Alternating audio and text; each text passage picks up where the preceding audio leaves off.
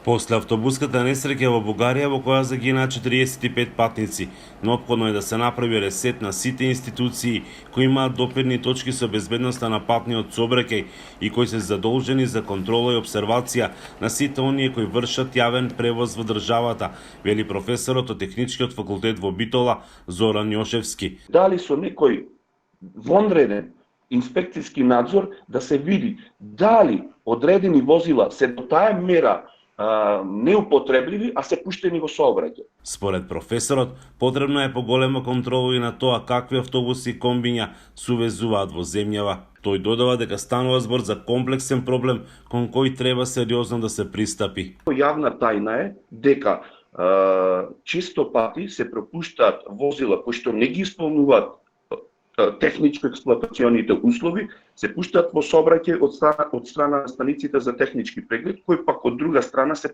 правни субјекти, значи приватни субјекти кои што во насока да се ги задржат оние клиенти, им прогледуваат под наводници низ прсти и ги пропуштат иако согледуваат одредени пропусти.